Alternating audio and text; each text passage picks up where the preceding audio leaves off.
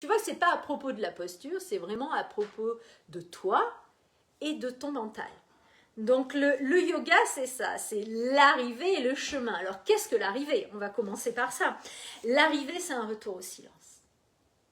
L'état de yoga, c'est un retour de silence où on peut finalement s'entendre, exister. C'est un retour vers l'essence de soi.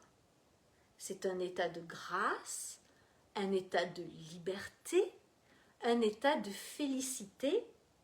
C'est se rendre compétent dans le quotidien.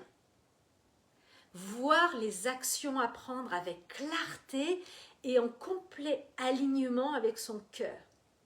Ne pas se compromettre.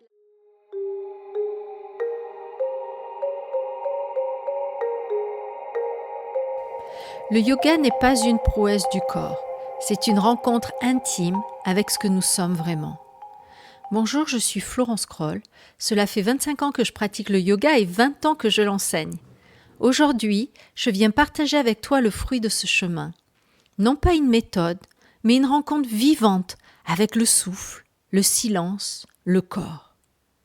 Ici, chaque mot est une invitation à ralentir, chaque respiration un espace de présence. Bienvenue dans ce journal intérieur où je dépose mes explorations, mes révélations et où je t'invite à trouver les tiennes. Cet épisode est né d'un extrait d'un live que j'avais proposé il y a environ 5 ans. Tu peux d'ailleurs visionner cet extrait sur le groupe Facebook Yoga et Amour de Soi, qui est l'espace où l'on va plus loin et où les partages continuent autour de ces thèmes. Voilà les 3 clés sur lesquelles j'ai reflété aujourd'hui. 1. Le yoga n'est pas à propos de la posture, mais de l'espace intérieur qu'elle ouvre. L'état de yoga est un retour au silence, à l'essence, à la liberté. 3. Pratiquer, c'est choisir de ne pas se compromettre, mais de marcher en alignement avec son cœur. Et c'est vraiment sur ce 3e que j'ai eu envie d'écrire mon journal intérieur. Lorsque j'ai fait ce live, j'étais déjà dans cette compréhension, ne pas me forcer, ne pas me compromettre. Mais avec les années, ma pratique quotidienne m'a amené plus loin, vers une révélation plus intime encore, que l'intention profonde de chaque matin est de venir me rencontrer avant de rencontrer le monde. Le tapis devient alors un seuil sacré. Avant de donner aux autres, je viens me donner à moi-même. Avant d'écouter les voix du monde, je viens écouter mon souffle. Avant de jouer mes rôles, je viens retrouver mon essence nue.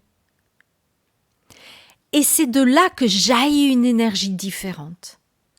Car si je pars dans la journée sans ce rendez-vous intérieur, je me perds facilement. Je me disperse dans les attentes, je me fatigue dans le rythme des autres, je finis même par oublier ce que j'aime vraiment. Mais lorsque je commence par me rencontrer, je me sens ancrée, claire, reliée. Je peux aller travailler, je peux servir et aimer les autres sans me diluer.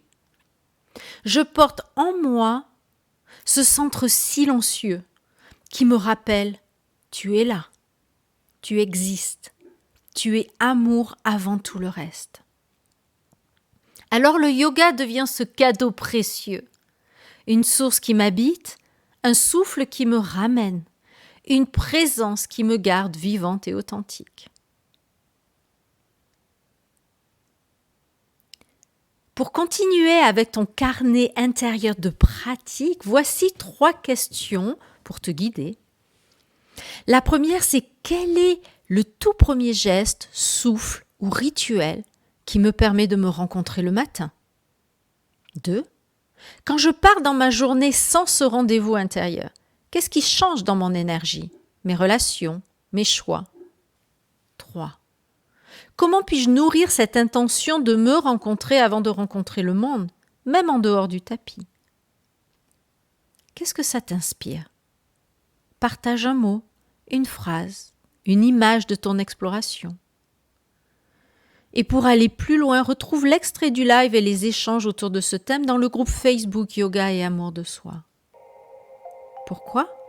Parce que le yoga n'est pas un chemin solitaire. C'est une danse de conscience que nous pouvons vivre ensemble. Merci d'avoir été là. Merci de ton écoute. À très bientôt dans le souffle d'un nouvel épisode.